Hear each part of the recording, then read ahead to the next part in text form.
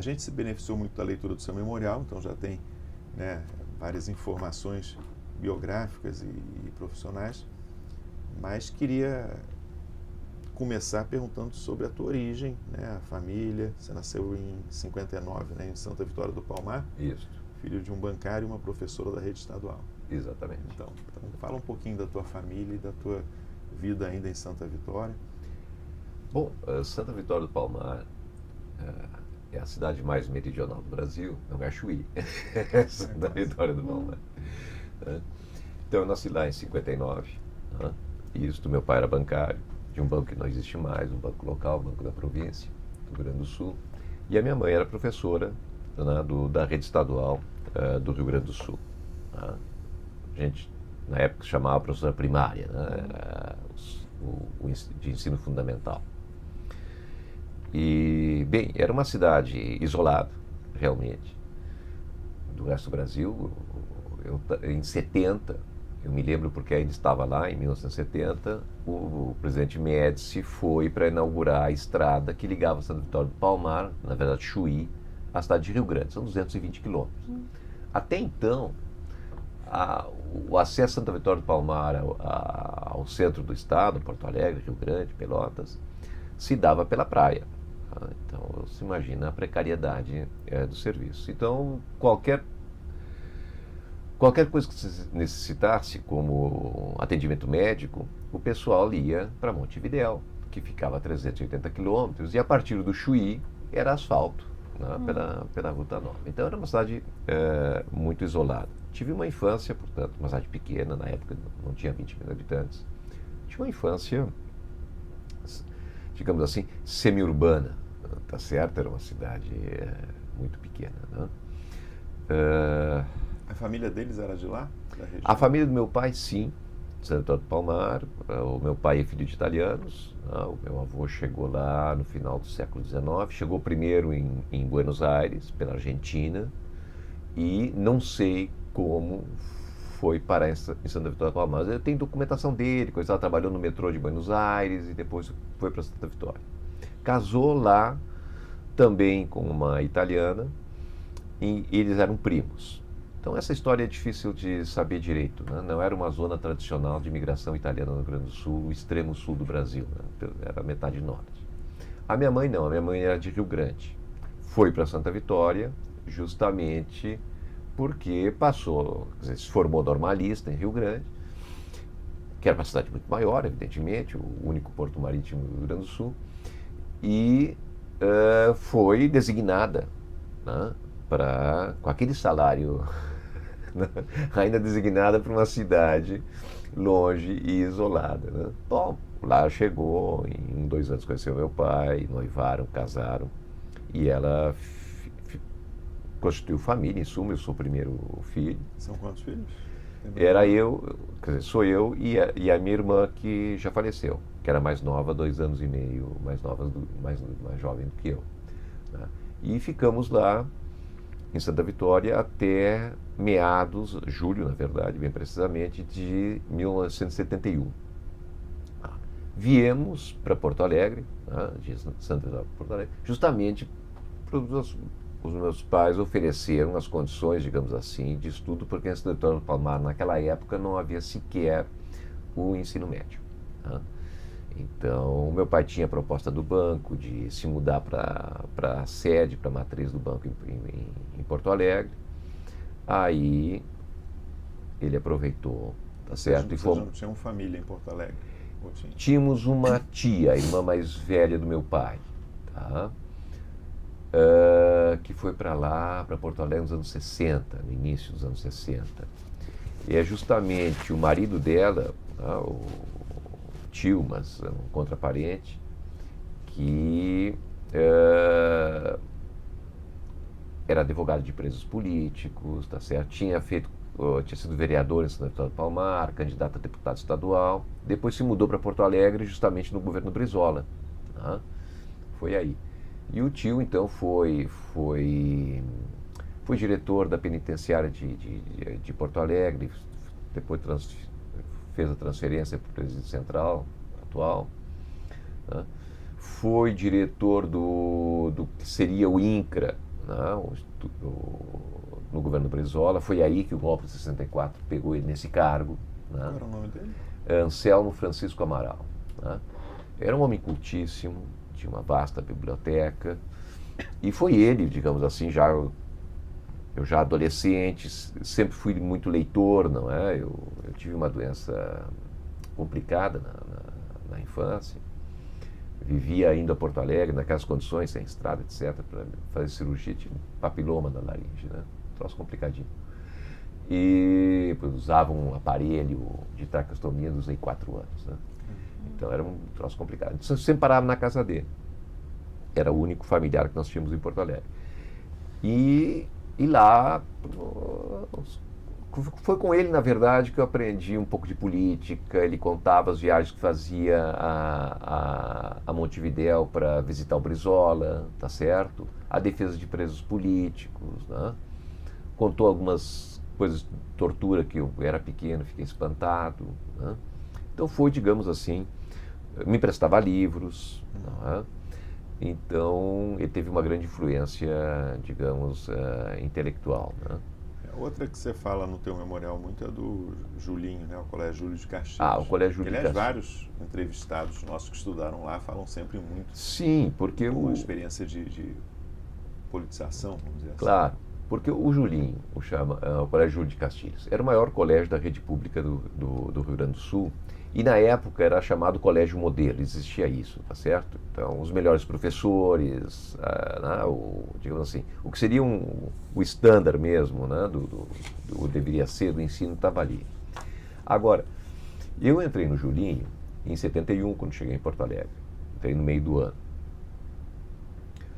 Bom, eu tive 2 estranhamentos. Isso é uma dúvida. No teu memorial você fala 70. É 70? Não, é 71. 71. Ontem eu reli o memorial e é 71. Julho de 71 eu tinha 12 anos e meio. Tá? 12 anos e meio, bom, já olhava um pouco para as meninas, coisa e tal. Chego no Julinho, era um colégio no chamado ginásio, né? Que era a segunda metade do ensino fundamental hoje. Não era misto, era um colégio só de homens, né, de meninos. As turmas eram separadas ou era só de Não, homens? era no ensino fundamental era só homens. Era misto no secundário, no chamado científico, né? E Celso, bom, a minha primeira impressão, eu tinha 12 anos e meio, tá? Mas eu senti um colégio enorme, bons professores ainda, quer dizer, eu peguei a decadência do ensino público, pelo menos no Rio Grande do Sul, caindo atrás de mim, digamos assim, né? Escapando de uma avalanche que vinha, né? Mas ainda peguei muitos bons professores, né? No Julinho. Agora, um clima de repressão visível. Os anos de chumbo. Os anos de chumbo. O seu auge ali, né? O seu auge, tá certo? O diretor de disciplina, tinha um diretor de disciplina, era um capitão reformado, creio eu, que da Brigada Militar, da Polícia Militar do Rio Grande do Sul. Tá? Nós não podíamos sair para a rua, era pátio, quando era normal. Porto Alegre, nos anos 70, era uma cidade tranquila. Então ali eu fiz, conheci, anos mais tarde, 2, 3 anos mais tarde, começou a ressurgir, digamos assim, pequenos movimentos estudantis ali dentro do Julinho e tudo. Quer dizer, uma turma anterior, inclusive, a mim, né? 1 ano mais velho. E, bom, me lembro disso, fizeram uma feira do livro, aí que eu comprei, por exemplo, Grande Sertão Veredas, né? Eu me lembro que comprei esse livro na feira. Fizeram uma exposição excelente sobre o Milor Fernandes. Cara, isso aí em 75, 6. O Milor já tinha obra para ser exposto. Né? E fizeram uma chapa para concorrer ao centro estudantil ali do Julinho. E foram roubados. Houve fraude, dá certo. O capitão lá deu jeito. Você concorreu? Não. Essa chapa era dessa turma anterior à minha, com quem eu fiz amizades. Tá certo? Tenho amigos até hoje.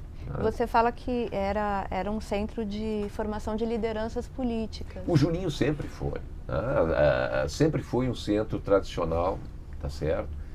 Eu diria assim, até o AI-5. Quer dizer, mesmo depois de 64, o Julinho forneceu dezenas de líderes políticos, tá certo, ao Rio Grande do Sul. Tá? Era realmente o grande centro. O maior colégio, tá certo? Ali os melhores professores, né? Digamos assim, uma clientela que na época, hoje não, claro, mas era de uma classe média para cima. Tá? Tive colegas, por exemplo, de famílias tradicionais, ricas de Porto Alegre. Hoje isso é impensável, tá certo? Eu tive no Julinho há poucos anos atrás, está muito decadente o colégio, realmente, com toda a rede pública. Mas você já percebia, então, naquele período, a repressão a uma situação anterior? Quer dizer, um pouco essa história que você contou do capitão, Sim. que interviu ali nas eleições Nas do centro estudantil, era um pouco reflexo, tentar evitar que novas lideranças surgissem? Ah, sim, sim. Se percebia isso claramente? Percebia claramente que havia um controle muito grande. Agora, esse episódio aí das eleições, isto foi 75, 76. Então já tinha começado a transição lá, era governo Geisel, já vejo como aparecem essas coisas, né? É isso que eu ia te perguntar. Você viveu como adolescente uma fase que você vai estudar depois? Eu vou estudar, exatamente, estudei depois. Então, e percebi na época, não percebi claramente, mas retrospectivamente se percebe que retrospectivamente se percebe o quê? Que um processo de liberalização que estava no início começava, tá, a influenciar, a abrir brechas, tá certo, em todo o país, porque se abriu no Julinho, eu acredito que também em Rio, em São Paulo, etc., né, começou a haver fenômenos deste tipo, quer dizer, uma ressurgência, digamos assim, de um movimento estudantil, que depois de 77, aí sim, né, eu entrei na universidade em 77, em março, e abril veio o pacote de abril, e em maio nós saímos para as ruas, né? Mas já havia um trabalho anterior que no Julinho foi 75, eu diria. Mas você se filiou ao MDB na época? Pois bem, eu entrei na universidade em março de 77, com 18 anos, e em julho eu fui passar as férias de inverno na minha cidade natal, em Santa Vitória do Palmar. De novo, a questão do clima da abertura, né? O meu tio e os dirigentes do MDB, no então, né, do MDB em Santa Vitória do Palmar, reuniram ali meia dúzia de estudantes, basicamente era isso, pessoal da cidade, alguns que moravam fora, em outras, como era o meu caso, e outros que ainda residiam lá, e nos propuseram fundar o MDB Jovem na cidade, né? Isso em julho de 77. Fundamos, tá certo? Um dos integrantes, o mais velho, depois se tornou o primeiro prefeito eleito da cidade, porque era a zona de segurança nacional, porque era fronteira. Então, ainda pelo MDB ou PMDB? Pelo PMDB. Já pelo PMDB na eleição de 85. O mandato foi 86, 87, 88. E foi um excelente mandato. Quer dizer, para alguma coisa valeu essa experiência. Mas foi a única experiência político-partidária, estrito senso, que tive. Periga até hoje estar filiado ao PMDB, porque eu assinei uma ficha e nunca rasguei. Não tenho certeza disso. Agora, você foi fazer vestibular para engenharia civil com direito de segunda opção. Sim, na verdade... Bem, o que acontece? Eu disse ali no memorial, né? Eu era nerdzinho mesmo, tá certo? Eu saía bem em todas, sem falsa modéstia, tá certo? Eu gostava muito de estudar, gostava muito de ler.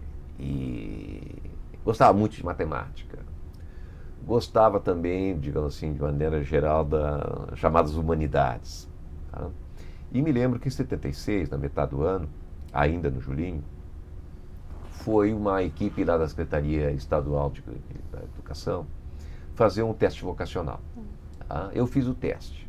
O que deu?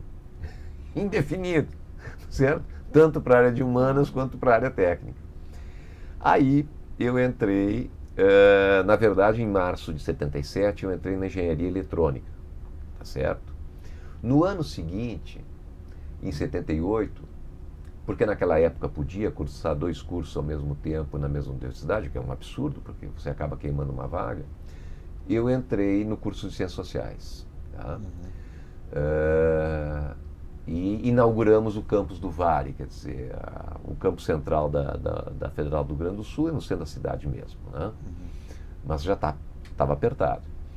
Aí um pró-reitor, que era do Departamento de Ciência Política, depois foi reitor da universidade, o professor Francisco Ferraz, e ele bolou, ele foi secretário do Conselho Nacional de Educação, então ele conseguiu projetar o campus do Vale a 15 quilômetros do centro da cidade, hoje está dentro da cidade praticamente, certo? E a primeira turma que foi para lá, é claro, foi as Ciências Sociais, a Filosofia, eles voltaram 15 quilômetros do centro, aquilo evidentemente. Teve 2 coisas, certamente. Uma, a preocupação política, isolar um pouco. Nós tínhamos que, às vezes, saíamos de lá, íamos a pé ao centro da cidade, algumas marchas, fiz umas 2 ou 3 de 15 quilômetros. E também porque era o curso que oferecia menor resistência em se mudar para o meio do mato, porque ficava na fronteira já com Viamão, que era outra cidade, né? E fomos para lá. Mas foi ali que eu me integrei propriamente na vida universitária, fiz a minha turma, cujos amigos são até hoje, conheci a minha mulher lá, etc. Né? Você conheceu a tua mulher na engenharia? Nas Ciências Sociais. Nas Ciências Nas Ciências Sociais. Por isso que eu digo, nas Ciências Sociais foi que eu me integrei mesmo na universidade. O que aconteceu? Mas você continuou em engenharia civil? O que acontece? Quando me dei conta que eu fazia 10, 11 cadeiras, porque eu tinha que fazer um número grande de cadeiras, eu não podia fazer poucas, porque senão eu não conseguia na engenharia me matricular nas disciplinas. Eu tinha que combinar os 2 cursos. Então eu tinha que sair bem na engenharia para poder me matricular um pouco antes dos outros e pegar as turmas que me permitiam fazer as Ciências Sociais. Mas a eletrônica era um curso muito puxado, full time. Quer dizer, eu não conseguia fazer os 2 cursos ao mesmo tempo, eletrônica e Ciências Sociais. Aí em 79 eu mudo para Engenharia Civil, que era um curso que me permitia com mais facilidade cursar os 2 ao mesmo tempo. E eu fiz um cálculo pragmático. Né? Naquela época, bom, já quase 40 anos atrás, 40 anos, a área de Ciências Sociais estava muito pouco profissionalizada no Brasil e no Rio Grande do Sul em particular. Então eu digo, bom, eu já estava na metade do curso de engenharia, eu digo, eu vou me formar, vou ter o canudo aí, mas eu só fui engenheiro a noite da minha formatura, tá certo? Eu nunca exerci, porque imediatamente eu me formei lá em engenharia no metade do ano de 82, Ciências Sociais no final do ano, e em março de 83 eu ingressei no mestrado de Ciência Política da URGS. E aí a minha carreira foi nesta direção. E o mestrado em Ciência Política na USP foi... Na URGS. Perdão, na URGS foi uma decisão tranquila? Foi. Tinha outra opção? Não, foi tranquila porque eu já me inclinava pela ciência política durante o curso de Ciências Sociais. Havia naquela época alguma pesquisa, os professores abriam oportunidade para os alunos de graduação de participar em pesquisas? Os alunos podiam, os professores faziam algumas pesquisas eleitorais e os alunos ajudavam, mas não havia algo institucionalizado, como, por exemplo, bolsas de iniciação científica. Não havia. O sistema era um sistema de cátedras, como era na USP? Os professores tinham seus assistentes? Ou... Não.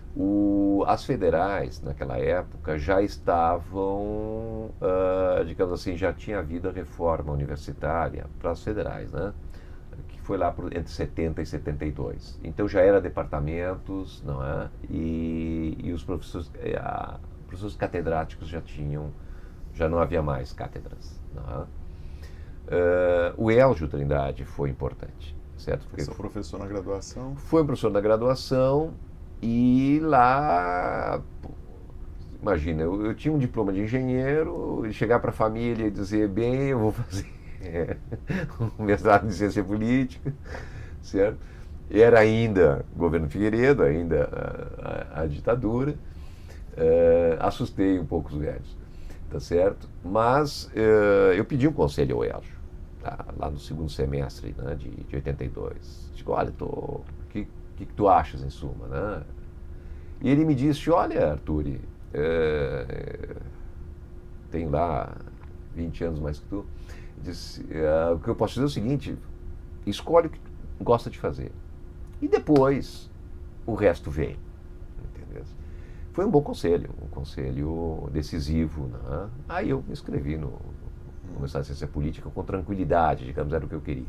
Mas no mestrado, o orientador vai ser o Marcelo O Baqueiro. Tá? Tinha sido aluno professor na Sim, graduação, tinha sido professor na graduação. Né? Na verdade, a minha orientação começou com o professor Abílio Baeta Neves. Né? Depois o Abílio foi para a pró-reitoria de pós-graduação e pesquisa da URGS, tá certo? Aí então, no final, assim, o último ano, o meu orientador foi o Baqueiro. Né? E a minha dissertação de mestrado foi justamente sobre o empresariado industrial e a abertura política no Brasil. Mas certo? O tema, ele sugeriu, você que quis? Não, o tema foi... nós estávamos na transição, tá certo? Eu queria trabalhar com isso. Tá? A sugestão foi do Baqueiro. Quem sabe, Arthur, e tu trabalhas com o empresariado, tá certo? Por quê? Porque lá em 78 houve uma mudança significativa, houve uma eleição, uma disputa na Fiesp, tá certo?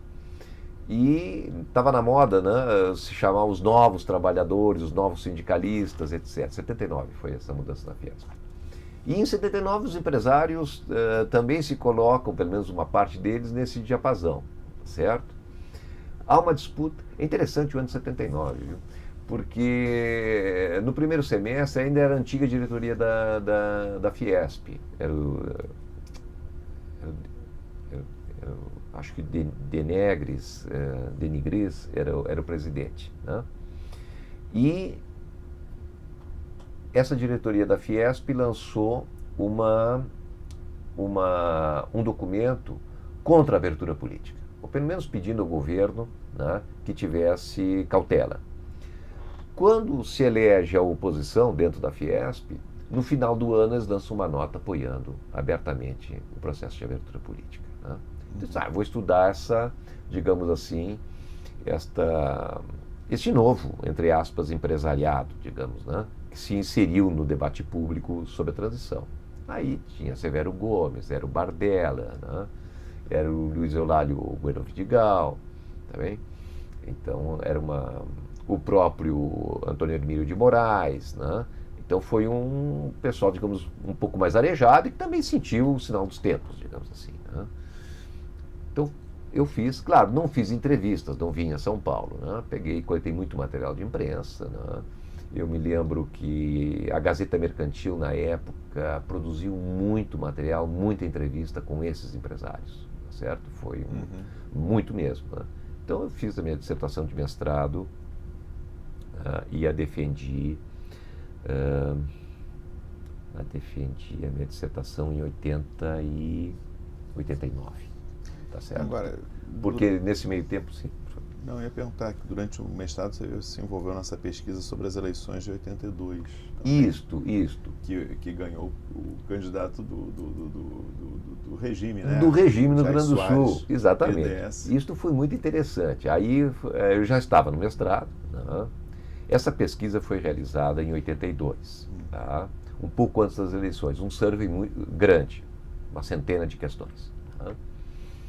Quem que o senhor vai votar? Aquele negócio todo. Mas um survey bem feito. E o professor Baqueiro, justamente, Marcelo, dirigiu este survey no Rio Grande do Sul. Quando em 83 eu fiz um seminário com ele, já no mestrado, ele propôs para a turma, tá certo? Que o resultado do seminário fosse um livro, tá certo? Com um capítulo de cada um de nós sobre algum tema, né? Algum tema retirado deste survey. Né? E foi aí que foi meu primeiro trabalho científico.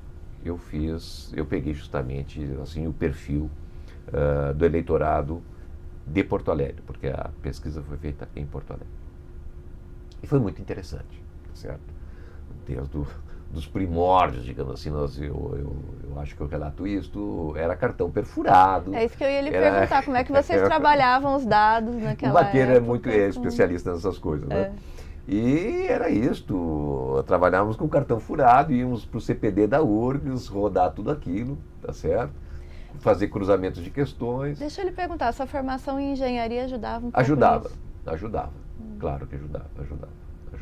Porque Eu tinha noção, Porque do ponto de vista tudo.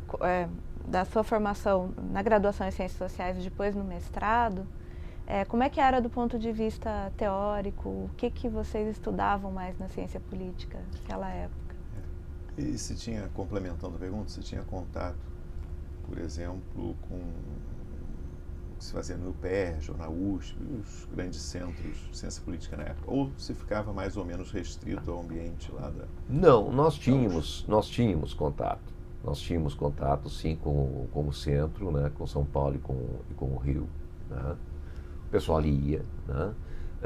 É interessante isso, porque o curso de Ciência Política, o pós-graduação de Ciência Política na URGS, é um dos mais antigos do Brasil. Foi fundado em 72. Né? Também o professor Ferraz, que veio de Princeton, ele fez um master lá, o Eljo, né? e o pessoal da Sociologia fez um programa de pós-graduação em Sociologia e Ciência Política, que foi inaugurado em 72. Tá? Então, esse pessoal, aí que tá, são duas formações. Tinha um pessoal que fez os seus mestrados aqui no centro. No centro é interessante, quer dizer, o professor Aidos, por exemplo. Centro Rio e São Paulo. Rio, São Paulo e Minas, porque Minas, o pessoal, sim. claro, Ciência Política em Minas é antigo, o DCP da UFMG. Então, nós tínhamos 2 professores com mestrado em Minas. Tá? E tínhamos alguns, um ou outro, que fez São Paulo, fez Rio. Então, tinha contato. E tinha a França, via Eljo, sobretudo porque o Eljo fez doutorado na França. Tá? E encaminhou muita gente para lá. Tá? Já existiu o CAPES COFECUB? Sim, existia.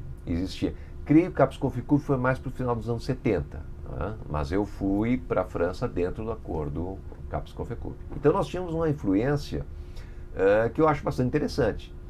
O pessoal formado aqui, Rio, São Paulo, Minas, tá? e um outro grupo de professores formados no exterior. O Eljo na França, o Abílio na Alemanha, o Marcelo Baqueiro nos Estados Unidos, o Ricardo Sainten, da área de Relações Internacionais, que foi ele primeiro a iniciar lá, o seu doutorado foi na Suíça, em Genebra.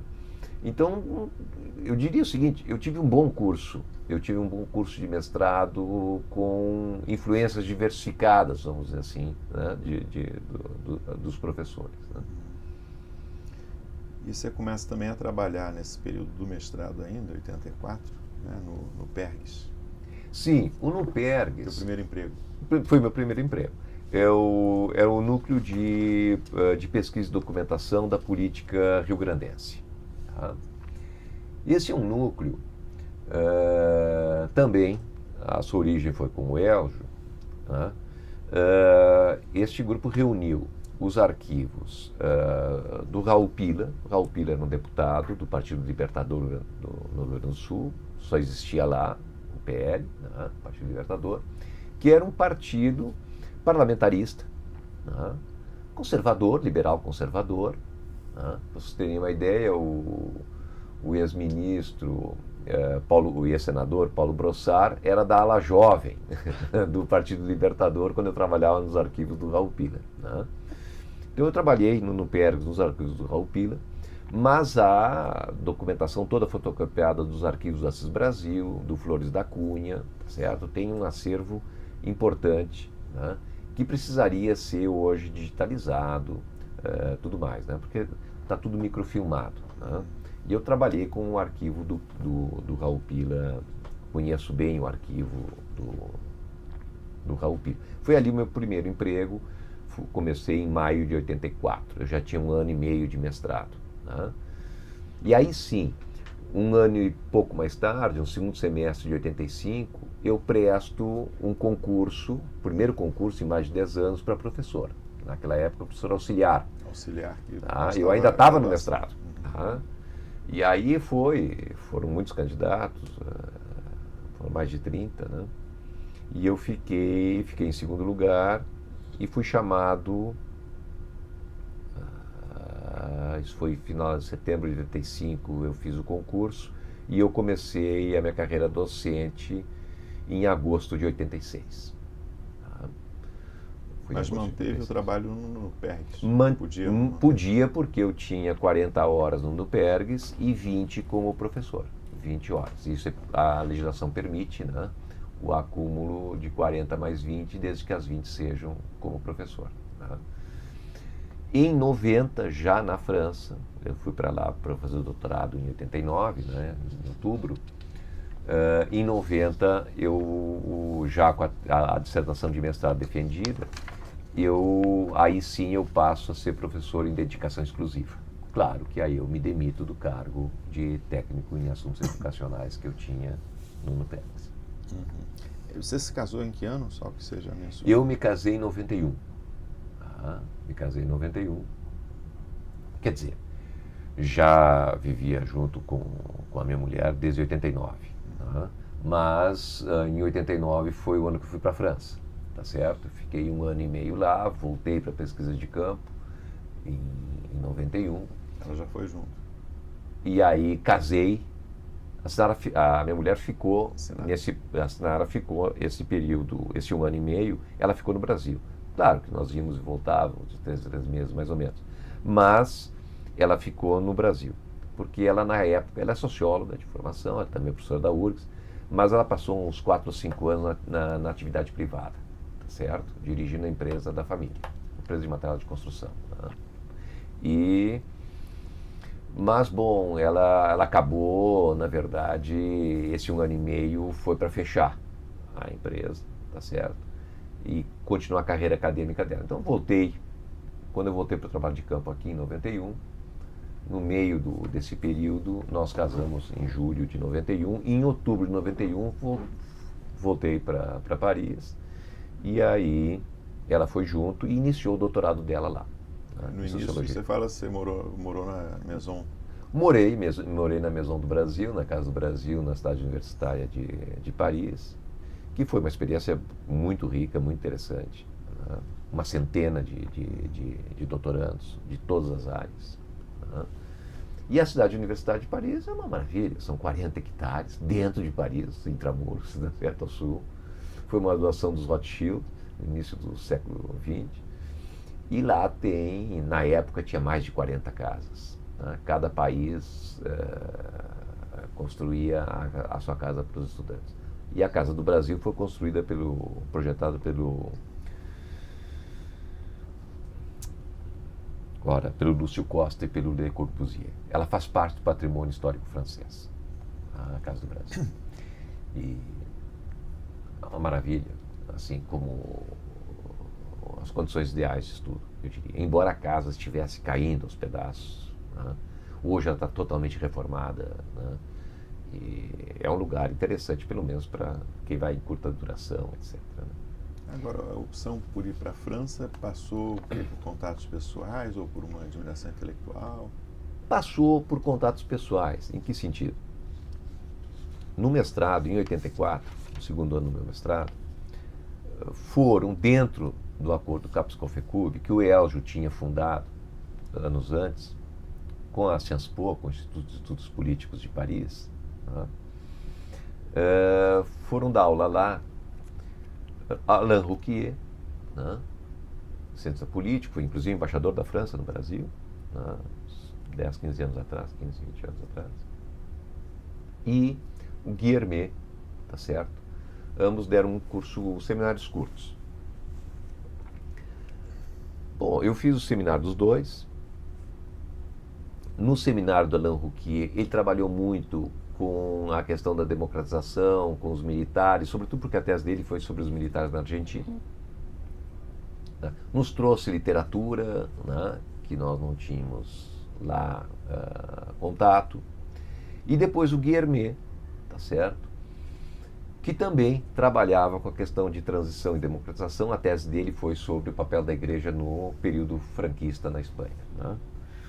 E eu fiz um seminário também com o Hermé, e no final do seminário ele gostou, coisa e tal, eu apresentei um conjunto de textos num seminário, e no final do seminário ele me disse alguma coisa, como algo assim: bom, mas depois de ter um mestrado, né? O que você pretende fazer? Eu disse, gostaria de fazer o doutorado. Eu disse, bom, se você quiser fazer lá na Cienspô comigo, me dê um cartão.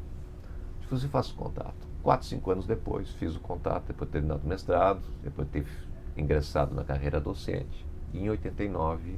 Então, foi este contato pessoal com o Guilhermet e também no âmbito do acordo CAPES-COFECUB que a URGS tinha com a Cienspô. De aluno foi só você, né? Fazer o doutorado? Na época fui só eu. E depois foi, digo, ainda nos anos 80, né? Foi mais um colega meu, né? O Luiz Marques. E mais recentemente, aí foi a minha vez de enviar alunos fazer doutorado lá, né? Doutorado pleno, no caso. Está lá agora a Anaís Passos, que é filha de um amigo meu, que está fazendo doutorado na Cienspô. E um assunto muito interessante, inclusive, tá certo? As intervenções, né? A participação dos militares na segurança pública, né? No caso aqui no Alemão e no México, em Tijuana. Fez trabalho de campo também no México, etc., com o Olivier Dabé. Porque hoje a Cienspô tem a OPALC, que é o Observatório da Política da América Latina e do Caribe, né? Que é o único centro que eu saiba hoje que trabalha com a América Latina mesmo na França. Né? Quer dizer, brasilianista na França, o número está cada vez mais reduzido. Isso é uma questão preocupante. Né? Eu diria até latino-americanistas. Assim, né? Então ali é um centro importante. Arthur, eu só para não perder aqui cronologicamente, enquanto você estava no mestrado, estava acontecendo o processo de abertura. Sim. E como é que era isso dentro da URGS, dentro da ciência política? Quer dizer, vocês eram cientistas políticos, vocês estudavam o processo de transição, e o processo de transição acontecia ao vivo e a cores. Sim, e nós participávamos. Tá certo? Íamos para as ruas, participávamos. Eu me lembro, em 77, eu entrei em março e em maio estava nas ruas. Né? É interessante, o Lula uma vez disse uma frase, anos atrás, a oposição cresce rápido. Como cresce rápido? Eu me lembro que a engenharia desceu às ruas, né? Que era um curso muito conservador. Eu me lembro, eu estava num anfiteatro, não me lembro se era uma aula, não me lembro qual era a disciplina, mas era um anfiteatro grande, 60, 80 alunos, e de repente entra um colega que nós conhecíamos, e meio machucado, assim, molhado, já estava tendo uma manifestação que foi reprimida no centro de Porto Alegre. E ele entra, e isso que era de uma família tradicional de Porto Alegre. Hoje é o líder do Santo Daime lá, como são as coisas. Mas o pai entrou e disse, olha como eu estão batendo em nós, vocês estão aí parados, coisa e tal. Foi incontinente, eu não esperava aquela reação. Todo mundo fechou os livros, o professor ficou lá na frente e o pessoal desceu e foi engrossar a manifestação. E ali engrossar em termos, porque nós não chegamos no centro da cidade, não conseguimos nem sair dentro do campus da URGS, porque a repressão baixou. Foi a primeira vez, 77. E talvez a única que eu tenha visto agentes da repressão mesmo, né? Nas caminhonetes veraneios, batendo com as armas na porta de frente à reitoria da URGS. Ali a gente não saiu. Tá? As outras manifestações foram mais, digamos assim, mais tranquilas, com de gás, essas coisas assim. Mas aquela ali nós sentimos que era a primeira, tá? Então a repressão foi mais forte, na segunda foi menos, e aí é aquela velha história, né? Aí quando você sente que não vai haver mais repressão, vai valer, as coisas ficam mais fáceis, né? Mas passamos todo esse período, eu não tive um engajamento militante, né? Não militei, nunca concorri a nada dentro do movimento estudantil e não militei em nenhuma organização política. A minha única filiação político-partidária, que eu não sei se existe ainda, é esta lá do MDB Jovem. Tá lá quando eu tinha 18 anos. Né? E a campanha... Mas ia, claro, nas manifestações. Coisas assim. Campanha da Direta Já, como é que foi? Sim, a Direta Já chegou em Porto Alegre. Eu me lembro que eu fui quando houve o comício mesmo, o grande comício em Porto Alegre, no Largo da Prefeitura, no centro de Porto Alegre. E tinha muita gente, porque sempre a gente exagera o número de manifestantes, né? A polícia diminui e os manifestantes exageram, mas de fato tinha muita gente, porque nós não conseguimos, eu e o pessoal que estava comigo, nós não conseguimos chegar no largo da prefeitura, ali na Avenida Salgado Filho, quem conhece Porto Alegre, mas nós ficamos a mais de 6 ou 7 quarteirões do largo da prefeitura. Então tinha muita gente mesmo. E vocês, como cientistas políticos, imaginavam que seria possível? Como é que vocês analisavam? Vocês estavam estudando, você estava, né, nesse momento você estava estudando. Sim, sim. Mudança de regime. Mudança de regime, exatamente. É interessante isso. Me faz pensar retrospectivamente qual era a nossa avaliação, a minha em particular. Nós não sabíamos o que ia acontecer, tá certo? Nós estávamos forçando, tá bem? Mas não imaginávamos, digamos assim, o que poderia ocorrer no final do governo Figueiredo, tá? Final de 84, portanto. Bom, queríamos diretas já, óbvio. Mas isso não estava dado, como não foi assim. Né? E tampouco imaginávamos, eu acho que menos ainda, que um candidato da oposição fosse eleito no colégio eleitoral em janeiro de 85. Tá? Mas nós estávamos no movimento, vamos dizer assim, né? por democratização e por eleições diretas. Né? Mas havia uma grande incerteza, né, quanto, digamos assim, o futuro mais imediato mesmo. Né? Claro, nós tínhamos a percepção que a abertura avançava. Isto até pela não... As últimas manifestações de rua não foram propriamente reprimidas. Tá? Foram mais tranquilas. Então, nós percebíamos que alguma mudança qualitativa estava ocorrendo. Tá? Claro que o pessoal, digamos, mais radicalizado, mais de esquerda mesmo, esquerda revolucionária, me lembro da Libelu, por exemplo, o movimento da Libelu, achava que nós estávamos num movimento pré-revolucionário, a revolução estava ali depois do governo Figueiredo. E eu, particularmente, não acreditava nisso, e boa parte dos estudantes. Havia também muito, nessa época, discussão no ambiente acadêmico muito forte também, eu me lembro, entre a opção por uma frente, na qual o PMDB estaria, né,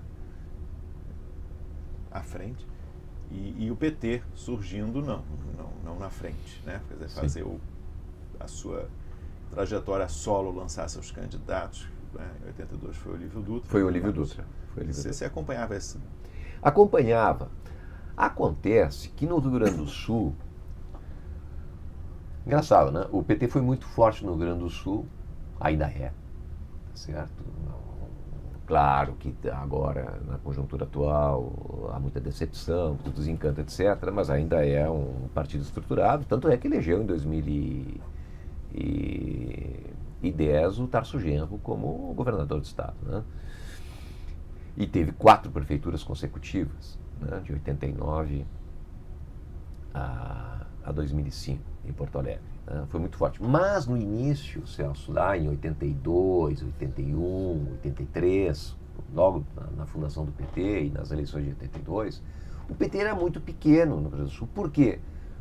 Porque o trabalhismo era muito forte. O PDT do Brizola. No ambiente acadêmico, ele não era tão pequeno quanto...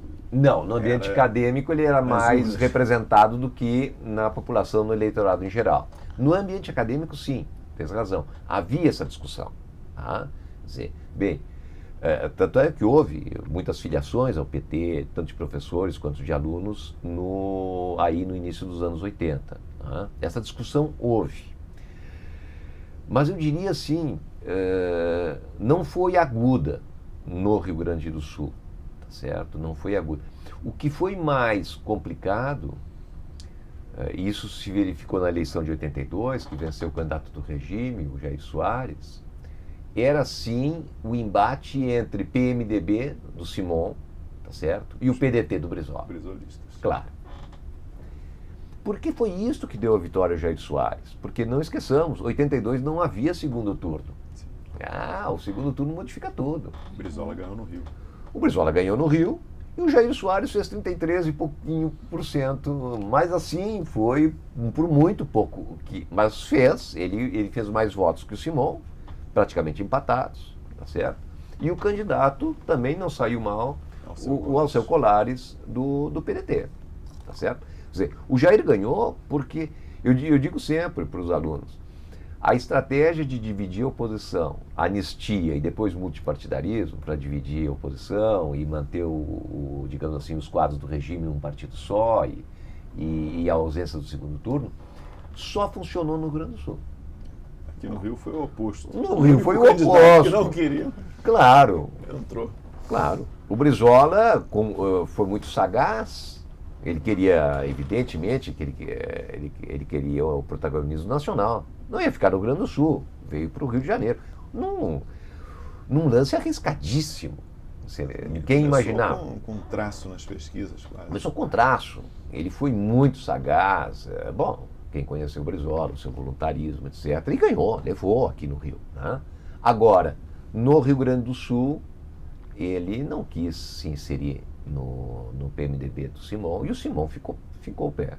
Né? Deu o candidato do regime. Ali foi o único lugar que a estratégia imaginada lá pelo Golbery, no final dos anos 70, etc., deu certo. Foi o único que funcionou. O resto não deu, né? São Paulo foi Montoro, no Rio, no Minas foi Tancredo. O PMDB ganhou quase todos. Quase todos. Deixa eu não queria pular uma pergunta sobre a tua experiência na Sciences Po. Uma experiência num ambiente acadêmico diferente. Ah, sim. Sim. Quer dizer, como doutorando, mas embora você já tivesse a inserção como professor, né? Você não era um estudante só.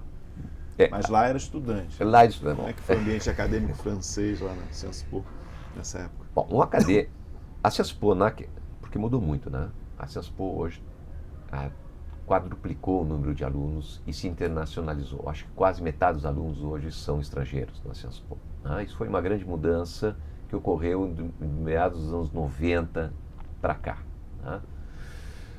Mas realmente, quando eu entrei, não. Quando eu entrei, a Sciences Po era uma grande école, como eles chamam na França, uma instituição de elite, para formar a elite francesa, quadros do Estado francês, quadros das ex-colônias francesas, porque eu entrei assim, havia 3 grandes áreas, né? Políticas públicas, tá certo? Para formar os quadros mesmo administrativos do Estado francês, que depois iam fazer a ENA, École Nationale d'Administration, né? Havia ciência política, estrito senso, onde eu estava matriculado, e havia mundo árabe contemporâneo. Então eu convivi com príncipes, tá certo? Aí, sim, um príncipe jordaniano, por exemplo, era até um bom amigo ali, tá certo? Um príncipe pobre. Ele disse, olha, a Casa Real da Jordânia é pobre. Não mais pobre do que você. Não mais pobre do que eu. Mas ele era quase isso, vou dizer. Porque era um príncipe, não era dos primeiros não na linha sucessória, né? Mas estava na linha. Mas, em suma, era extremamente elitizado do ponto de vista social, inclusive. Tá? Jeans, só os estrangeiros usavam, tá certo? Tinha um americano éramos meia dos estrangeiros, tá certo? Tinha um americano que usava jeans, tinha um grego, tinha uma argentina, eu brasileiro, tá? Uma mexicana, a Georgina. Tênis, nunca vi ninguém de tênis, certo? Eu usava sapato, certo? Para você ver. E muitos dos meus colegas, certo? Alguns de terno e gravata e outros de blazer. E alguns já em mangas de camisa, digamos assim, camisa social. Para você ver o elitismo social mesmo, né? O pessoal se preparando para ser quadro. Muito, muito competitivo. Tá? Ali eu tive noção do que era uma instituição de alto nível, né, no exterior. Né? E, digamos assim, o grau de exigência, de leitura, de estudo. Né? Eu tive que me adaptar muito rapidamente a isso, porque eu entrei já em concursos, né? Tinha que melhorar muito o francês, né? Rapidamente também. E não fazer feio, né? Porque, afinal de contas, eu era o mais velho da turma com 30 anos, mas já era professor. Mas foi uma experiência extremamente interessante, né? A questão das transições políticas. Como é que surgiu o tema? O Guilherme falou contigo? Sim, o Guilherme me disse, quem sabe... Porque o Guilherme esteve no Brasil, né, em 84, ainda no final do governo Figueiredo. E ele ficou muito espantado. Muitas coisas chamaram atenção nele. Um processo de transição, digamos assim, em boa parte capitaneado pelos dirigentes do regime. Aí eles pô, mas... Né? E, em segundo lugar, ele ficou muito intrigado com a liberalidade dos costumes numa ditadura na América Latina, em comparação com o Chile, com a Argentina ou com o Uruguai. Com o Uruguai eu conhecia bem, porque como eu era da fronteira, eu muitas vezes ia ao Uruguai. No Uruguai, se você andava com uma calça jeans um pouco mais desbotada, ou cabelos compridos, você realmente apanhava na rua. Dá certo? A polícia era algo assim, você fala da Arábia Saudita, que de vez em quando baixa lá o Ministério da Promoção da Virtude, coisa e tal. Mas no Uruguai, guardar as devidas proporções, era mais ou menos isso. Ele chega no Brasil e fica espantado de ver que a Embrafilme, uma estatal, produzia pornochanchadas, como se chamavam os filmes eróticos. Eles não estão entendendo, eles tinham até conspiracionistas. Isso é para desviar a energia da juventude, para não se meter na política. E ele me disse o seguinte, quando eu cheguei, ele me disse, eu saí com uma proposta de fazer uma análise comparada dos casos brasileiro, argentino e chileno. Tá? E o Hermé me disse, olha, é muita coisa, Arthur. Tá? Faz um troço concentrado sobre o projeto de transição dos dirigentes brasileiros. Essa capacidade de antecipação que tiveram. Tá? Ou seja, tem muita gente estudando a esquerda, tem muita gente estudando o PT, tem muita gente estudando a oposição. Vai para a cúpula do regime ver por que eles iniciaram esse processo, como é que foi, que divisões teve, etc. Foi ele que me deu a sugestão. Né? Delimita melhor o teu tema e escolhe a partir do Estado. E eu gostei da ideia, certo? Foi algo assim, não me foi imposto. Ele me sugeriu aquilo e eu achei interessante, imediatamente. E fiz. Na época, a atração por estudar os movimentos sociais, a esquerda, os vencidos, como se falava, a história dos vencidos, era muito forte. Fortíssimo. A grande maioria das pessoas ia estudar esses temas e não, vamos dizer, o centro do regime, né? Claro. É o que você foi... Havia certa desconfiança no meio acadêmico. Você sentia? Sentia. Você fala, vem cá, como é que você vai estudar isso, etc. E quando eu comecei a fazer as entrevistas em 91, eu me lembro em 92, no Mampox, eu vim aqui, e foi muito interessante. Um outro colega disse, como é que você conseguiu mesmo? Havia um pouquinho de inveja, mas havia também um certo estranhamento, né? Mas que contato você tem, né? Esse tipo de coisa. Será que você tem algum tipo... Algum tipo de afinidade ou proximidade? Ou proximidade. Havia essa certa desconfiança, né? Me lembro disso em 92. Eu estava... Nampox. Mas você conseguiu entrevistar muita gente do regime. Consegui. Como é que foi que você conseguiu esses contatos? Desde Geisel Figueiredo até Sérgio Borja, Delfim Neto, essas Jarbas coisas Passarinho. são coisas interessantes. Eu tive sorte, eu acho que na época, viu? Eu fiz uma parte em 91, depois eu voltei em 92, 93. As minhas entrevistas foram entre 91 e 93. Tá? O que acontecia? Bom, nós já tinha havido eleição direta, uma parte eu ainda estava o Collor foi até o início de 93, me lembro que eu fiz entrevistas depois do impeachment, né, já com o Itamar, as últimas foram depois do impeachment, e não havia nenhuma pressão forte, digamos assim, revanchista. Os militares, pelo menos aqueles que participaram diretamente do regime, né, os quadros políticos, né, eles estavam, digamos assim, eu diria, tranquilizados em relação a isto e com vontade de falar. Tá? Eu acho que isto é as pessoas querem dar sua versão da história. Tá certo? Já estavam fora. Uhum. Não é coincidência que exatamente em 91, 92, aqui no CPDOC, a gente fez aquele projeto sobre memória militar, entrevistando muitos militares que nunca tinham falado e queriam falar. Claro, eu li bem aquilo, o Bournier, por exemplo, o Brigadeiro, o Fiuza. Como é que, né? As pessoas conseguiram, porque as pessoas querem falar. Eu comecei lá para Porto Alegre. o Abílio Baeta Neves me disse, quem sabe tu começa entrevistando o vice-chefe da Casa Civil do Médici, Almiro do Couto e Silva, que é um grande advogado de Porto Alegre, né? E depois publicou um livro também com entrevistas e outro sobre a abertura. Né? Abertura, exatamente. E o Almiro me deu uma excelente entrevista. Excelente. No escritório dele lá, né? Me disse, olha, me contou como é que era estudar o governo no Médici, para eu ter ver, cara, mas porque não houve nenhuma tentativa de abertura, porque tinha aquele famoso paper que teria sido escrito pelo Huntington, né? Sob encomenda do Leitão de Abreu, isso em 72. Em que o Huntington faz o que seria um roteiro de abertura política, que foi mais ou menos o que o Geisel e o Golbery e o Figueiredo seguiram. Tá? E eu sabia disso. E eu disse para ele, cara, mas como é que foi isso? Ele me disse, olha, se pensou nisso, se falou nisso, disse, acontece que ninguém gostava de fazer muito política não no governo Médici.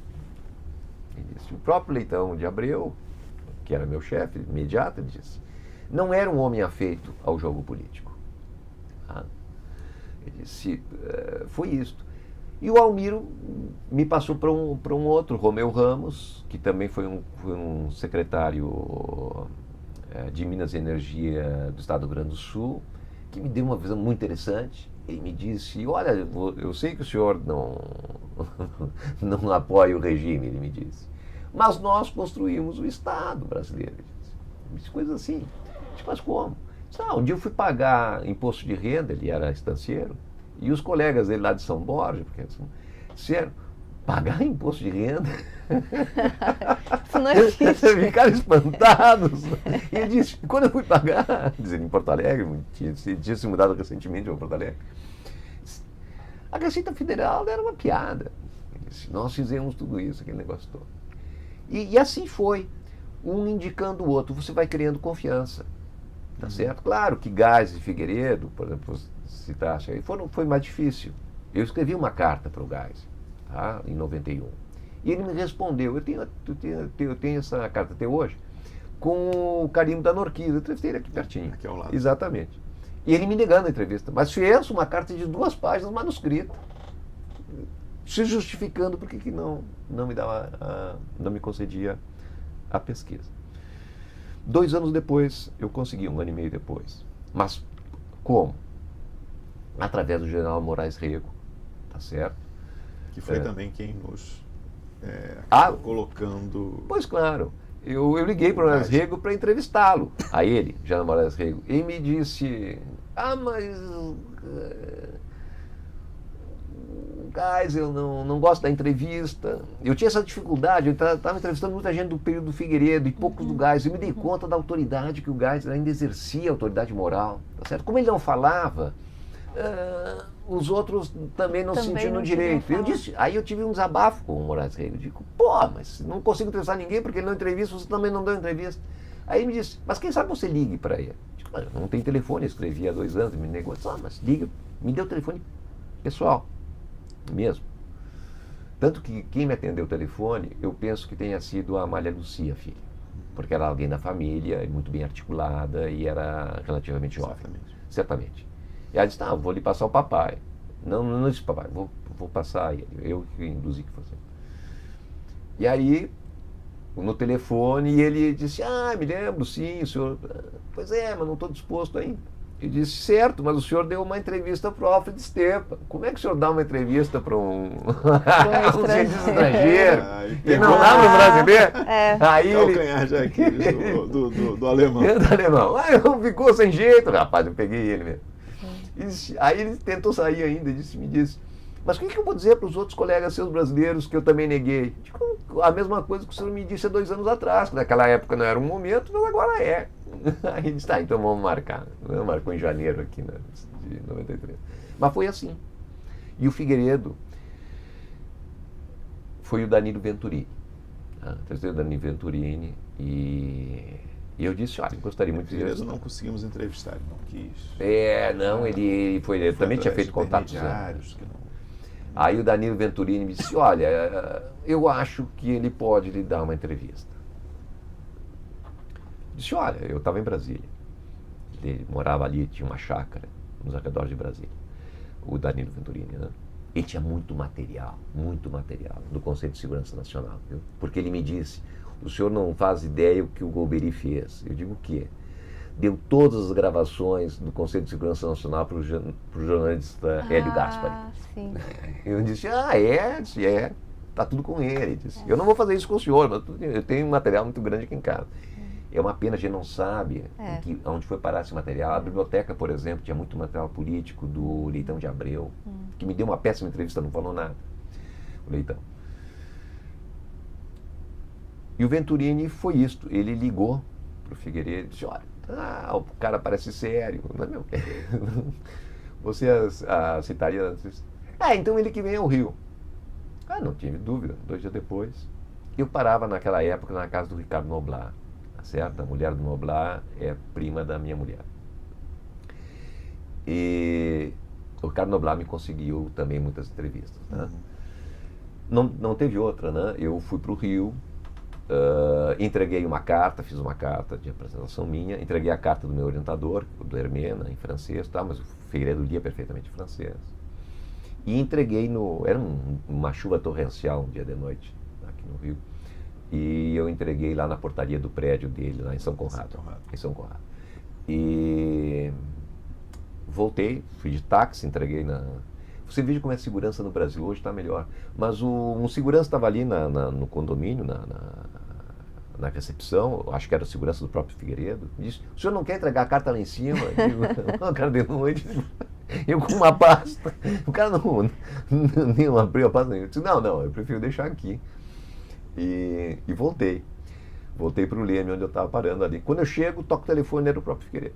O senhor não quer vir aqui amanhã? No dia seguinte era um sábado. E eu fui lá e fiz a entrevista. Foi a única entrevista que ele não deixou gravar. Eu tenho horror de microfones. Bom, o cara trabalhou na CNI. Agora, mas me deu uma entrevista boa. Ao contrário do Geisel, que você falou que tinha uma certa autoridade moral sobre... O Figueiredo tinha muito menos, né? Muito menos. Queimado com os militares. Queimado com os militares que disseram que ele... Bom, de fato, ele não conseguiu coordenar a sua sucessão, né? Seja dito isso. Nunca consegui saber por quê, direito, porque essa é uma pergunta que eu fiz a ele. Ele disse, aí ele me responde, mas como é, professor, que eu ia conseguir coordenar a sucessão? Quando o Maluf, o Andreasa e o terceiro, santo Deus, Maluf, Andreasa, e o Aureliano Chaves. Aureliano Chaves, que era o vice-presidente, se lançaram como pré-candidatos, ele disse, eu tentei coordenar no início de 84. Chamei os 3 para uma reunião no gabinete presidencial. Quando eu abro a porta, tá cheio de jornalista em volta, e não são 3, são 4. O Marco Maciel tinha aparecido na última hora. Como é que... A gente já tinha perdido o controle completamente. Chamou 3, vieram 4. Cara, cheio de jornalista. E disse, não dava mais. Mas isto ficou a dúvida, né? Porque teve ele namorou aquela hipótese do Brizola, assim, de 2 anos mais, e depois eleição direta. Namorou porque o Delfim disse para ele. Eu fiz uma entrevista com o Delfim Neto e o Delfim disse, avisei a ele, digo, olha, não é má a proposta, porque nós estamos saindo da recessão. O Delfim percebeu que era um troço cíclico. Daqui a 2 anos a economia vai estar bem de novo e o senhor consegue fazer o sucessor. Mas os militares não toparam os 2 anos mais. Ali ele chamou o Geisel para sondar o Geisel se obteria o apoio do alemão para essa solução, e o Geisel me contou, eu não disse uma palavra, mandaram um jatinho me pegar aqui, eu fui lá e ele veio com essa conversa. Muito decepcionado, né? Decepcionado. Outro mistério, por que Geisel escolhe Figueiredo? O Hélio Gaspari, nesse último livro, né, sobre o governo Figueiredo, disse que aquilo vinha já... Eu não creio. Eu pessoalmente creio que era mais o Golbery, tá certo? Que foi levando a candidatura Figueiredo por dentro do governo Geisel, até antes mesmo, com a esperança também de ser a eminência parda, né? Nos 2 governos. não deu certo, né? Ele saiu logo depois do Rio Centro. Eu creio que o alemão, de uma certa maneira, não lhe sobrou muita alternativa, não sei o que. Não creio que ele tivesse lá ainda atrás, em 74, a ideia de que Figueiredo seria o sucessor. Eu acho que também para além dessa... É a minha impressão. Do cenário político, o Geisel também levava muito em conta o cálculo no cenário militar, estrito senso, né? Claro. Dentro da caserna, que aí sim. É uma coisa mais opaca que a gente entende menos, Claro, né? claro. Porque ele empurrou o Figueiredo goela abaixo do alto comando dos generais. Empurrou. Então acho que ele era um cálculo tanto... Ele falava que tinha 2 fronts, né? O front político, a oposição, e o front militar. E o front militar, claro. E o Figueiredo, certamente esse cálculo político, o Golbery pensando à frente, mas dentro do mundo militar, ele também pensava muito nisso. Mas ele forçou, porque a 4ª estrela do Figueiredo foi intempestiva. Demitiu o Frota, né? O Edenardo, o Frota e o Abreu. Não foi pouca coisa. O Figueiredo me disse uma coisa no início da entrevista que me espantou. Me disse o seguinte: o Geisel foi muito deselegante comigo. Eu quase caí para trás. Pensei justamente, pô, mas cadê? Derruba 3, isso é 0. Para lidar. Dá uma 4ª estrela aqui na Intempestivo, o cara disse que foi deselegante. Me espantei. Por quê, né?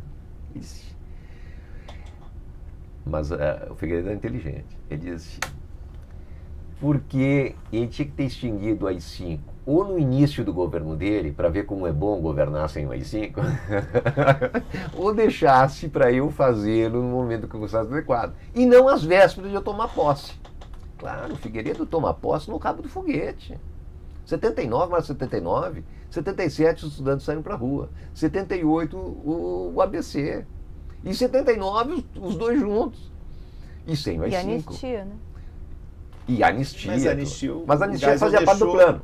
Fazia parte do plano. O Figueiredo fazer. Claro, e sair como mocinho, né? Claro. Deixou. E fazia parte do plano, dividir a oposição para... Né? Mas o Figueiredo ficou injuriado, digamos assim, com o fato de que ele estava sem um instrumento realmente de poder. Né? Ele tinha lá suas broncas. Ele não entrou muito nisso, não. Quando eu perguntei mais sobre a questão da sucessão, ele tergiversou. Ele se sentia derrotado, eu vou te dizer isso, né? E certamente muito ressentido com seus colegas de farda, o Figueiredo. Né? Se via que havia uma... Ele tinha esse sentimento, digamos, de não ter cumprido corretamente seu dever, digamos, ao contrário do Geisel. Né? Isso foi uma questão que nas entrevistas que eu fiz eu notei. Agora, como é que é 20 anos depois, a gente está falando dessa experiência, 20 anos depois de você ter feito, né, a pesquisa, a tese, você continua achando a tua abordagem desse período válida e que a tese explica o que você na época queria explicar? Eu acho que sim, Celso. Você não continuou estudando esse período depois da tese? Não consegui, não segui estudando. Sempre tive um olho, orientei teses sobre este período, me interesso, acompanho a literatura, tá certo? Desculpa, eu vou explicar um pouco mais, porque a literatura que se produziu depois, ela é muito marcada, como a gente falou antes, por uma enorme maioria de trabalhos, salvo poucas exceções, sobre oposição. Isso. Oposição armada, oposição civil resistência. A grande produção é sobre isso. Você tem poucos trabalhos sobre o regime. Sobre o regime, tem poucos. Entendeu? Tem poucos. Poucos, nos dedos, entendeu? Isso. Trabalhos de mais peso. De mais peso, mais fôlego, sim. Sim, é verdade.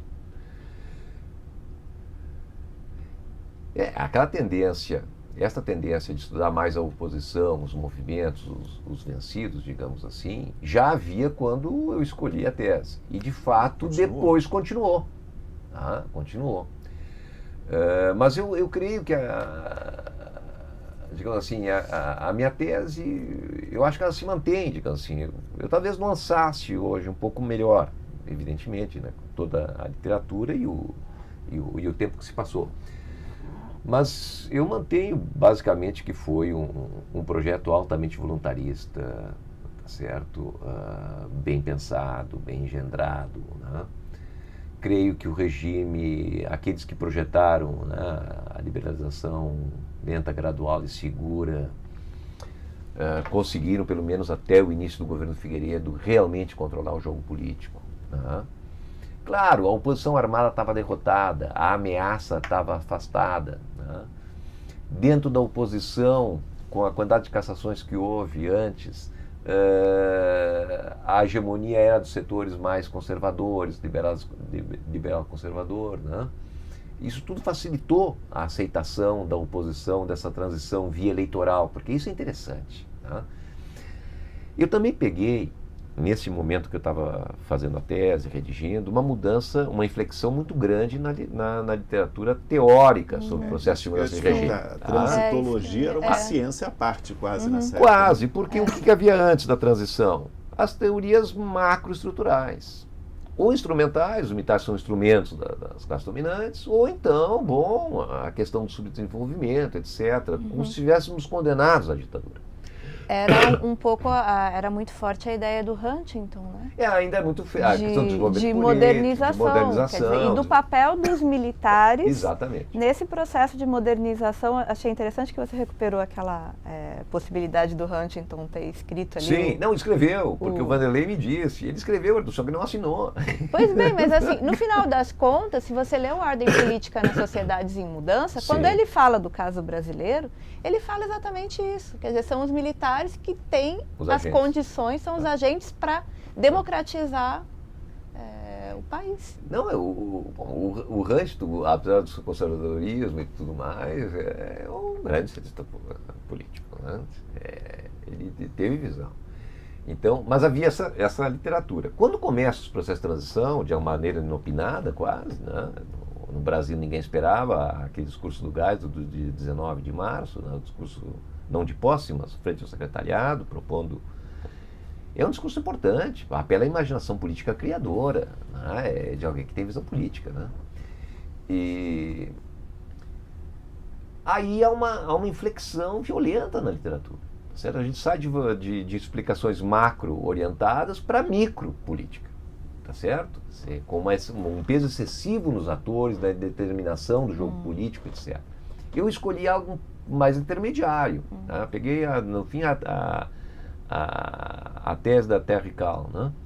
Que diz o seguinte: há uma contingência estruturada, ou seja, sim, não está tudo determinado, os atores têm peso, evidentemente, né? Me lembrei Maquiavel lá, né? Quando diz, a fortuna é metade e a virtude é a outra, né? Do jogo, e ela diz mais ou menos isso, certo?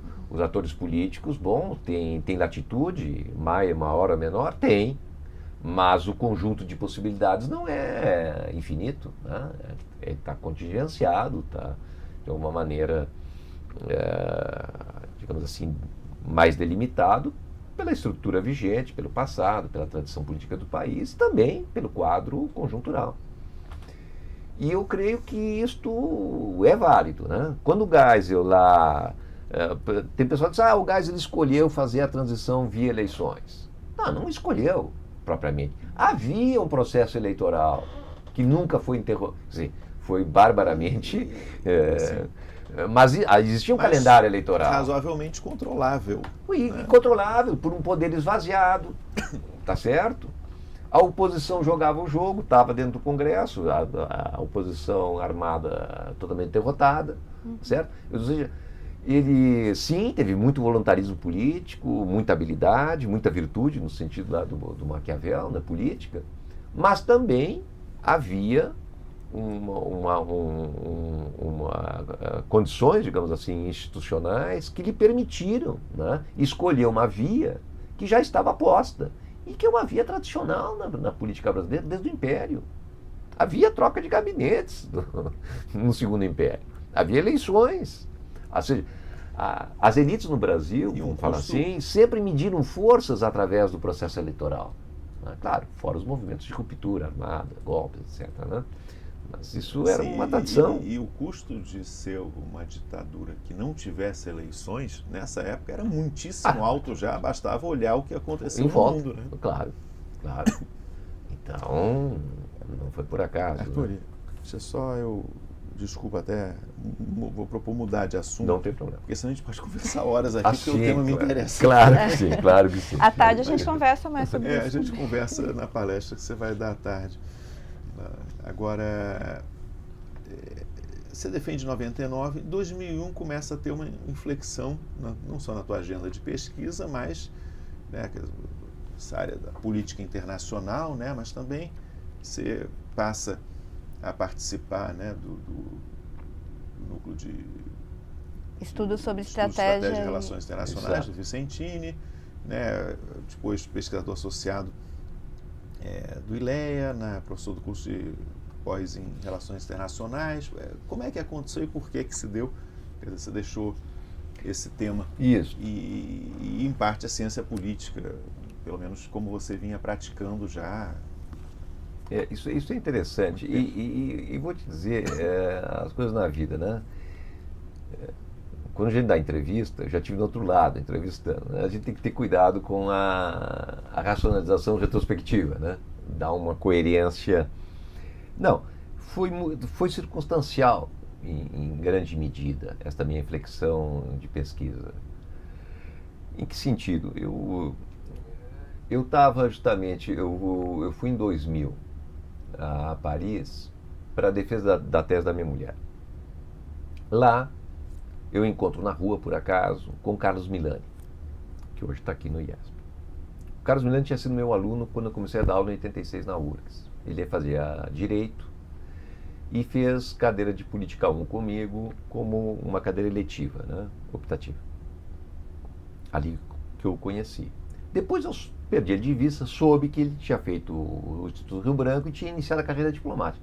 Quando eu o reencontro em Paris, eu digo, Milani, tu tá na embaixada aqui, no consulado? Eu disse, não, Arthur, eu fiquei 6 meses na carreira diplomática e aí fora, pô, imagina. E vim fazer um doutorado aqui, estava terminando. Não, já tinha terminado. Tinha feito um doutorado com Sachs, né, sobre meio ambiente, coisa e tal. E ele disse, eu estou trabalhando na Unesco. Né, já era pesquisador há 7 anos na Unesco. Eu digo, não brinca. Pô, que negócio, fazia muito tempo que eu não ouvia. 15 anos. Mas, e ele me disse assim, olha, Arthur, vai acontecer em Porto Alegre um Fórum Social Mundial. Era o primeiro. Eu mal tinha ouvido falar isso. Tinha ouvido um zum em Porto Alegre. Não, vai ser quente porque tem uma mobilização internacional grande. E a Unesco vai patrocinar lá um seminário sobre governança mundial democrática, coisa e tal. Tu me ajudas? Eu digo, claro que sim. Só quero que tu me ajudes lá com... O financiamento vem da Unesco, ele me disse. Mas me ajude a organizar o seminário localmente que eu estou aqui. Eu topei. Tá? Fizemos um seminário. Realmente a Unesco trouxe 12 sujeitos, tá? De todas as partes do mundo. O diretor da ONU para o desenvolvimento. Tá? Bom,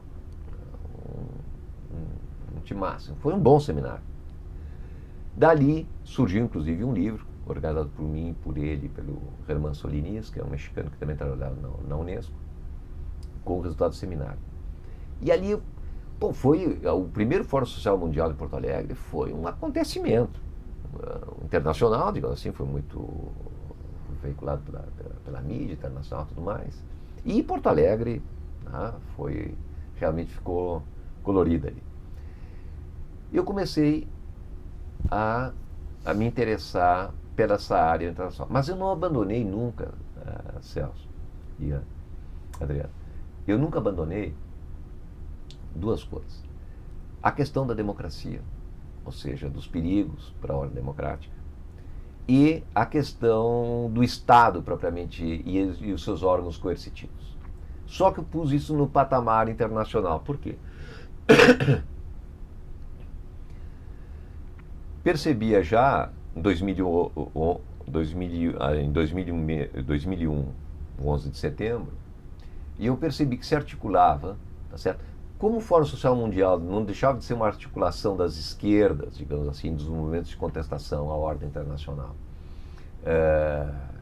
uma contestação, uma palavra que eu tenho restrições, mas uma contestação transnacional, digamos assim, eu percebi que os estados se preparavam para isto também, né? Numa cooperação interestatal visando esse tipo de movimento. Já tinha havido Seattle lá em 99, nos Estados Unidos, né? Não foi pouca coisa. E houve vários, né? Num dos artigos que eu escrevi, houve 3 ou 4 grandes manifestações em cidades europeias, inclusive com a morte de um Black Bloc em Gênova, em julho de 2001, antes do 11 de setembro. Então, essa articulação, tanto dos movimentos internacionais quanto dos estados, do aparato repressivo, de informações, ela vinha, pelo menos na Europa, era muito claro. Tá? Quando deu o 11 de setembro, ficou... E eu disse, não, sempre também tinha um interesse pela área internacional. Foi algo que... Eu tenho uma carreira muito menos planejada, tá certo? E um pouquinho com uma pitada boa de diletantismo. Mais virtude do que fortuna. Tá certo. Mas, Arthur, tem que ser claro nisso. Olha só. Não, tem gente que planeja muito bem. Eu fui mais... Mas nessa época também, quer dizer, tem o cenário, globalização, os temas vão mudando. Mas no Brasil, na área de relações internacionais, está tendo um boom Sim. de graduações, programa Santiago Dantas, Claro. dinheiro, interesse, universidades criando espaços, quer dizer, também tinha, aí do Tinha. lado da fortuna, Tinha isso, uma coincidiu. possibilidade grande. A ciência política talvez ficasse mais no seu tamanho tradicional. Quer dizer, Sim, não sei, sim. não teve o mesmo... E essa questão também Crescimento do Estado. da consolidação da democracia, quer dizer, dentro da agenda da ciência política, já se contestava um pouco essa ideia de... Né? Sim, da consolidação. Bom, esse é um outro debate. Eu escrevi alguma coisa, continuo escrevendo um pouco sobre essas coisas, sobre a consolidação, sobre os problemas, um pouco que a gente vai falar hoje à tarde, né? Então, eu nunca perdi, né, de vista, digamos, o processo aqui interno, né? Mas o meu objeto, que era a democratização em si, não depois a consolidação, esse já estava passado, naquele momento pelo menos estava mais tranquilo, né? Teve, digamos assim, esta coincidência, né, de ter atuado tanto no primeiro quanto no segundo Fórum Social em Porto Alegre, 2001 e 2002. 2013 eu participei da fundação da ABRE, aqui em Minas, tá certo? Aí também são os contatos pessoais. Foi em 2003 para a URGS o Marco Cepic, que tinha sido meu aluno, o Cepic, também colega do Milânio. Eu comecei a dar aula com alunos excepcionais, tive sorte nesse aspecto. O Cepic chega de Minas, trabalhou 10 anos aqui na UFMG, ele é gaúcho, foi para Porto Alegre, e chega lá, se abre o mestrado Santiago Dantas, tá certo? No IFCH, no Instituto de Filosofia e Ciências Humanas da URGS. O Paulo Vicentini, que já me conhecia, me diz: Arthur, vamos entrar nessa, tu me ajuda porque nós somos poucos aqui. Era ele, a Suzana Soares, que era da Sociologia, mas que tinha um curso de especialização sobre o Mercosul. Havia um centro fundado pelo Abílio Baeta Neves e ela, chamado o CEDEP. O CEDEP era o Centro de Estudos sobre a Bacia do Prata. Tá? E ela fazia um curso sobre o Mercosul. Então juntou o pessoal desse curso, o Paulo Vicentino Nerinte, ele pegou a mim, que já vinha trabalhando com esses temas em 2001, e em 2003 2004, se funda o Santiago Dantas lá, e eu me torno professor e fico até o último dia. Mas você divide com a ciência política ou você migrou? Não, eu divido com a ciência política porque eu estou lotado no departamento de ciência política, tá? E atuava, porque esse mestrado Santiago Dantas, de RI, ele foi extinto há uns 4 anos atrás ou 5, tá? Aí é uma história um pouco local, tá certo? Houve esse boom de RI, como vocês se referiram no início dos anos 2000, tá certo? O que aconteceu? Primeiro foi criado o mestrado Santiago Dantas, no IFCH, tá? Lá no campus do Vale. 2 anos depois, se funda a graduação em RI, só que na Faculdade de Economia, no centro da cidade, no outro instituto. Ora, não dava, né? Um ia ter que dançar. O curso de RI saiu muito bom. É um dos melhores do Brasil, da URGS, de graduação. O mestrado foi minguando por disputas intraburocráticas, por política universitária, por picuinhas até e vaidades e tudo mais. O fato é que o mestrado foi minguando, esse Santiago Dantas, até ser extinto há 4, 5 anos atrás, e depois que ele foi extinto, foi aberto um programa de pós-graduação, mestrado e doutorado, em estudos estratégicos internacionais na Faculdade de Economia. Agora sim, uma graduação e um pós-graduação na mesma área, no mesmo instituto. Tá? Ficou mais coerente, verticalizou. E o outro foi extinto. Eu hoje continuo lotado no Departamento de Ciência Política, dou aula para Ciências Sociais, de Política. É professor titular pela Ciência Política. Sou professor titular pela Ciência Política, exatamente. O Celso foi parte da minha banca. Então, eu estou no Departamento de Ciência Política, dou aula na graduação nas Ciências Sociais e dou aula na graduação de Relações Internacionais. Na pós-graduação, eu estou exclusivamente no pós de Ciência Política. Eu não estou nos estudos estratégicos internacionais. Aí por uma série de questões. Tá? Nós estamos com 3 cursos na mesma área da CAPES. Não dá, né? Então, alguma coisa vai acontecer depois da avaliação desse... Né? 3, porque tem de políticas públicas que também está dentro. Então, ali são questões políticas, acadêmicas, assim, que eu acho que em 1, 2 anos no máximo vão ter algum tipo de resolução. Arthur, tá falando, me desculpa, mas eu estou me lembrando assim, eu comecei o doutorado na ciência política na USP em 2003. E quando eu fiz o concurso, eu estudava em pensamento militar, Sim. eu achava que eu estudava instituições. Porque na Unicamp a minha área era Estado, porque Sim. a ciência política ali era francesa, enfim, o Sim. Eliezer, Sim. toda uma tradição. Então eu estudo uma instituição do Estado. Quando eu fiz o concurso, eu coloquei lá que a minha área na ciência política era instituições. Quando eu fui aceita, me disseram que não, que a minha área era política internacional. E eu tomei um susto. Eu falei, não, mas por que política internacional?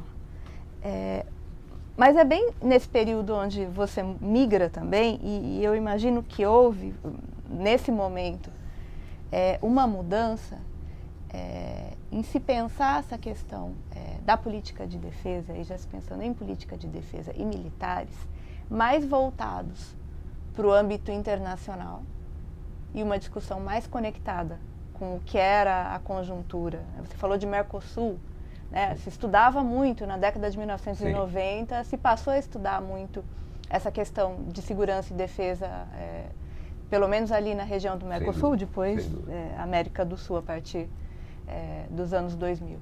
Então, de certa forma, os militares deixam de ser um ator que era investigado do ponto de vista doméstico, como Sim. um ator que podia desequilibrar a democracia, e passa a ser estudado a partir dessa dinâmica internacional. Eu creio que sim. Até o preconceito na academia com os estudos militares arrefeceu. Mas quando se inseriu... Quando se inseriu mais na questão internacional e regional. Né? Porque, de fato, quem é que falava em integração regional nos anos 80? Tá certo? Não estava na agenda de pesquisa mesmo. Alguns centros, né? Alguns autores, alguns cientistas, sim. Mas houve isto, né? Houve Tens razão, eu não tinha percebido, digamos, essa... É um pouco por experiência pessoal, depois eu fiquei refletindo. Claro, não. Por isso que eu digo, não foi algo assim muito planejado, assim, bom, eu tenho aqui uma trilha, Não, foram as circunstâncias, não é? Muito institucionais, muito locais, inclusive, até mesmo pessoais, como eu narrei aqui, que fizeram com que eu fizesse essa inflexão. Mas sempre mantive o olho na política doméstica, assim, né? Embora não seja o principal, né? Eu ia perguntar um pouquinho mais sobre a ABRE, que você participou da fundação. Pois é. 2005, foi 2003? Foi 2005. 2005, né? Desculpa, foi 2005. Você vai ser da diretoria depois, até recentemente, Sim. né? Sim. É uma associação nessa área de ciências sociais, é a mais recente. Né? É a mais recente. tem a ABA, a SBS, tem a BCP, BCP, que renasceu claro, antes disso, claro, e claro, depois a ABA, claro. que é mais recente. Como é a tua Claro. experiência aí na associação? Olha, a experiência foi boa. Bom, como todas as áreas, né, Celso? Tem muitas divisões internas, etc. Né? Então, mas eu peguei a Abre, digamos assim, estava lá no início, houve aquele encontro de Belo Horizonte, que foi um encontro interessante, e ali surgiu, se fez uma ata e tudo mais. E a minha experiência é o seguinte: houve, por parte da BCP, houve uma certa resistência em relação à Abre. Evidente. Me lembro que o Fabiano, né, disse: tá, Arthur, e tudo bem com a Abre, mas desde que, né, vocês não saiam totalmente da BCP. Eu mantenho a minha filiação à BCP e justamente como até 2 anos atrás, na BCP, eu coordenava a área de política internacional com o Medeiros lá da Federal de Pernambuco. Tá? Então eu nunca larguei a BCP, e a BCP mantém até hoje uma área de política internacional, e o Milani, que foi secretário executivo da BCP, é da área de internacional. Então a BCP não houve, digamos assim, uma fuga, né, como se temiam, né, realmente uma divisão da comunidade de ciência política, de RI, essa grande comunidade. Não houve. Tá? Bem, eu acho que a Abre, ela está se fortalecendo, tá certo? O último encontro foi forte, né? Foi um bom encontro. Está ocorrendo em Minas Gerais, né? O último, este passado, não pude ir. Né? Tive aqueles problemas de doenças familiares, coisas tal, eu não consegui ir no encontro, mas soube que foi bom. Eu acho que veio para ficar, tá certo? A Abre, né? Veio para ficar. É mais uma associação. Né? Eu acho que as relações com a BCP são relativamente boas, os temores, digamos assim, iniciais não se verificaram. Né? Claro, a área de relações internacionais e a Abre, claro, qual é o sonho dourado? É ter uma área própria, uma área de conhecimento, uma área própria, e sobretudo um comitê na CAPES. Mas ainda não tem necessidade para isso. E ainda tem muita divisão interna. Mas isso era uma agenda na época da criação? Eu acho que sim, eu acho que sim. Eu acho que o pessoal, Maria Regina, esse pessoal todo, que foram fundamentais para a Abre, né? Tinham sim, pensavam nisso, né? Futuramente ser uma área própria, ser uma área de conhecimento, ter o seu comitê específico, né, de avaliação na CAPES, né? E creio que esse desejo permaneça, tá certo? Só que houve esse boom, né, e não sei agora, eu acho que está arrefecendo um pouquinho, né, essas coisas, não sei como vai ficar. Né? A conjuntura internacional também não é muito favorável hoje, né? Assim, não é estimulante, pelo menos no que se diz respeito assim, a área aqui no Brasil, pelo menos. Então eu não sei, como eu não participei do encontro passado e já estou fora da direção há mais de 2 anos, mas eu acho que essa vontade de criar uma área própria continua. Mas tem que ter mais cursos, né? Porque o que acontece é o seguinte, aí entra questões institucionais mesmo, né? A avaliação da CAPES hoje, ela estimula muito mais a competição que a cooperação. Né? Isso é um problema. O Abílio reconhece isso. Tá certo? Bom, eu fui, por exemplo, o pessoal da Federal do Paraná convidou a mim e o Vicentini, quando abriu o mestrado de Ciência Política lá, para dar aula um semestre lá, para ajudar a fazer o programa. A gente foi. Aí um colega, há poucos anos atrás, ele me disse: pô, Arthur, dando força, os caras vão crescer e de repente estão disputando conosco aqui na região sul. Mas, cara, mas não podemos pensar assim. Mas é a regra do jogo, tá entendendo? Então, em mantendo as regras, avaliação que, na verdade, no meu entender, estimula demasiadamente a competição em detrimento da cooperação, ainda vai levar tempo para a área de RI ter um comitê específico. Idem para políticas públicas, que agora também teve um boom, sobretudo nos governos Dilma e Lula, e que eu acho que agora vai arrefecer mais ainda. Mas você eu acha já sinto que... que na URGS lá se abriu um curso. Mas você acha que, do ponto de vista epistemológico, faz sentido uma área de conhecimento própria para as relações internacionais separada da ciência política? Olha, isso é uma discussão complicada. Para mim, no meu entender, as relações internacionais, tá certo? É uma área multidisciplinar. Você tem desde economia política internacional até relações internacionais stricto sensu, área de política externa, área de defesa, que no Rio Grande do Sul é forte, nos Institutos Estratégicos Internacionais tem um pessoal bom lá, CEPIC, Centini, o Érico, que saiu da USP, tem um pessoal bom na área de defesa. Tá? Então, são muitas áreas, tá certo? Então, eu diria o seguinte, disciplinas acadêmicas mesmo, nas ciências sociais, stricto sensu, eu considero ciência política, antropologia e sociologia. Embora é evidente que essas diferenças às vezes são muito forçadas, né? E as fronteiras entre elas são sobrepostas, são tênues, são mescladas, né? A área de RI, para mim, não é uma disciplina à parte, como é a sociologia, a ciência política, a antropologia. Ela é multidisciplinar. Bom, isto é uma coisa, epistemológico. Se institucionalmente a área de RI, digamos assim, seria melhor atendida tendo, né, uma inserção institucional separada, eu não sei. Tá?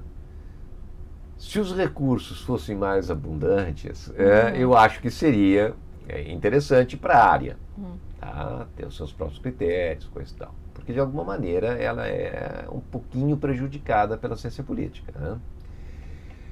Mas, na conjuntura atual, de vacas magras, desculpa a expressão chula, mas eu não vejo, eu diria o seguinte, pragmaticamente, não é hora de pensar, né, numa cisão, digamos assim, institucional muito marcada, né, sobretudo em relação às agências de fomento. Tá? Mas eu vejo dificuldades em separar essas coisas assim, viu? Porque no curso de Relações Internacionais, lá na graduação da URGS, eu vejo que faz falta para os alunos, eu sei porque depois eles se distribuem nos pós, né? Uns vão para política, outros para sociologia, outros para estudos estratégicos, conforme os seus interesses. Mas os alunos são ótimos. O terceiro curso mais difícil de entrar na URGS é RI. Então, o pessoal fala 2, 3 línguas, né? Mas o que acontece? Eles têm pouca base de Teoria metodologia, política. de teoria sociológica ampla, etc. Né? Então, Bom, tem que pensar. A gente está falando já do tempo presente, como diz os historiadores, você Quando está plenamente na ativa. Sim. Então, mas eu queria só que você falasse um pouco do momento atual do seu projeto de pesquisa, seus interesses acadêmicos, o que é que você pensa hoje fazer nos próximos anos? O que é que te... Olha, Celso, estou voltando para o âmbito doméstico, certo? Em que sentido? O meu projeto de pesquisa atual é sobre a cooperação interagências, certo? No Brasil, em virtude, digamos assim, da interagências de segurança, né, em sentido amplo, em virtude dos grandes eventos, Copa do Mundo e Olimpíadas de 16. Tá? Por quê? Primeiro, porque esses eventos e também as chamadas novas ameaças, que é uma outra, que é um outro termo que tem que ser usado com cautela, tanto do ponto de vista epistemológico quanto político. Então, assim, o que me preocupa, no fundo? O que me preocupa hoje, tá? Além das preocupações muito atuais sobre a democracia brasileira, etc., me preocupa muito a deterioração completa da segurança pública no Brasil. Tá? E me preocupa porque isso pode envolver os militares mais cedo ou mais tarde. Não estou falando nem em golpe de Estado. De alguma forma já começou, envolve. isso eu vou falar um pouquinho, tá certo? Estão se envolvendo cada vez mais a militarização da segurança pública. E não é só aqui. Tá? Na Europa ficou mais claro, tá? A partir, sobretudo, dos ameaças dos atentados, agora sobre a corrente migratória. Quando eu fiz o pós-doc lá no ICS, em Lisboa, isso era muito claro. Eu entrevistei vários... Foi 2004, 2005. 6 meses. Tá? Exatamente. Mas lá Portugal sediou a Eurocopa, tá certo? E eles tiveram que cooperar, tá certo? Tanto seu serviço de informação exterior, quanto lá o Ministério do Interior, que eles chamam, o Ministério de Administração Pública e Interior, e colaborar também com agências externas, evidente, sobretudo europeias, né? Porque havia riscos, evidente, de atentados num evento desse tipo. Tá? A cooperação não foi fácil, tá? Tanto interna quanto com os órgãos exteriores. Bom, no Brasil, então, que nós temos uma imensa federação, certo? Polícias militares enormes, pega de São Paulo, por exemplo, né? Contingentes. Né? E qual é a nossa tradição de cooperação aqui? Né? Sobretudo com esta pressão, digamos, né? Para que os militares assumam cada vez mais funções, digamos assim, mais afeitas à área de segurança pública do que a defesa propriamente dita. Inclusive pressões externas dos Estados Unidos, por exemplo. Né? Então, como eu já estava vinha trabalhando com cooperação internacional na área, sobretudo, de inteligência e combate terrorista, eu voltei para o aspecto doméstico, com a Copa e com as Olimpíadas, e disse, bom, vamos ver como esse processo está ocorrendo hoje no Brasil. Tá? Como é que os centros integrados lá de controle de segurança que foram feitos para a Copa, aqui no Rio mesmo, né? Eu não pude vir aqui fazer entrevista, mas veio orientando. Entrevistou o pessoal da BIM, entrevistou o pessoal do Exército. Então, esse é um trabalho que eu ainda tenho que botar no papel. Estou com muito material, mas o último ano foi conturbado e eu tenho que agora, nos próximos 2 anos, começar a soltar algumas coisas. Então eu voltei para a esfera doméstica, tá certo? E nesta, digamos assim, nesta relação entre segurança pública, defesa, Forças Armadas, polícia, tá certo? Militarização da segurança pública, tá? Voltei às minhas preocupações um pouco iniciais, tá certo? Eu temo, sim, um pouco pela consolidação da democracia no Brasil, tá? E vejo sinais um tanto preocupantes aí, não é? Da participação dos militares diretamente na segurança pública, inclusive na área de inteligência doméstica, né, que está cada vez maior. Então, a minha agenda de pesquisa aí para os próximos 2, 3 anos, pelo menos, será ainda, né, a respeito desta, digamos assim, articulação em segurança interna no Brasil. Diferentes atores. E há diferentes atores, estaduais, federais, polícias, exército, Forças Armadas em geral, não é? Como é que essas coisas estão funcionando, não é? E sobretudo as disputas interagências, que são grandes. A BIM, os órgãos de informação das Forças Armadas, o Itamaraty, porque é algo pouco estudado, né? O CIEX, a gente falava às vezes CIEX para se referir ao CI. Não, o CIEX era do Itamaraty, havia. É pouco estudado isso, tem pouca coisa. Aí me explicaram por quê. Lá, uma vez fui no Itamaraty, eu disse, não, mas professor, tem que entender uma coisa, nós tínhamos todos, é óbvio, existia a comunicação das embaixadas com o Itamaraty, criptadas, etc. Aquilo foi utilizado, né, na época da ditadura para vigiar os exilados, etc. E essa estrutura se manteve um pouco. Não a estrutura de vigilância, mas essa infraestrutura básica, né? Então, E tem uma comunidade que participava, que fazia esse trabalho de inteligência e que continua por aí, assim. sim, Passou sim, uma sim, sim. expertise para as novas Passou, não, gerações. e alguns continuam, eu fiz entrevistas, em 2012 eu estive em Brasília, entrevistei na época não era o Belian, era o diretor-geral da BIM, mas ele estava em índice de saúde, eu entrevistei o vice dele. E o general Elito, que era do Gabinete de Segurança Institucional, né? Ali eu senti a absoluta submissão da ABIN ao Gabinete de Segurança, não só institucional, como real, né? Que é um troço preocupante, certo? No meu entender.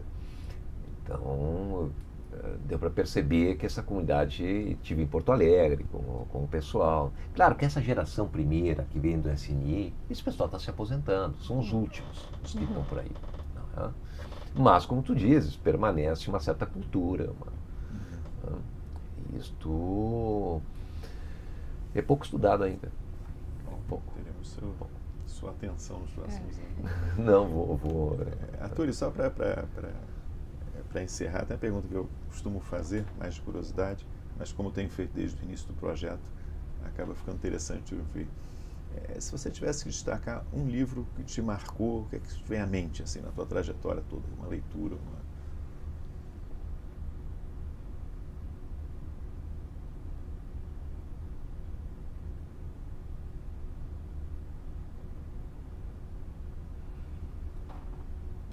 Em toda a trajetória.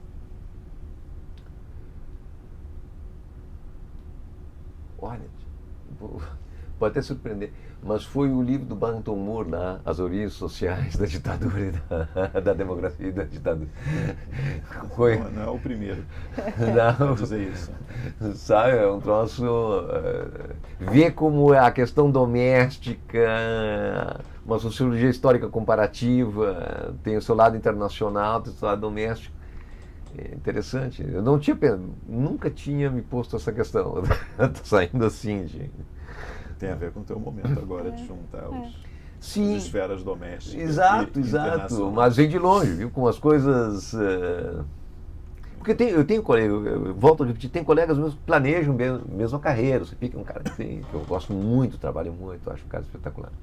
Né? E eu sou mais. Digamos assim, mais sujeito um pouco às circunstâncias, né? Mas não é bem assim, viu? Tem lá uma base, né? Nunca abandonei essa questão da democracia, dos órgãos coercitivos, né? E dessas interações, dessas ligações internacionais, domésticas, né? Cooperação. Né? Ótimo.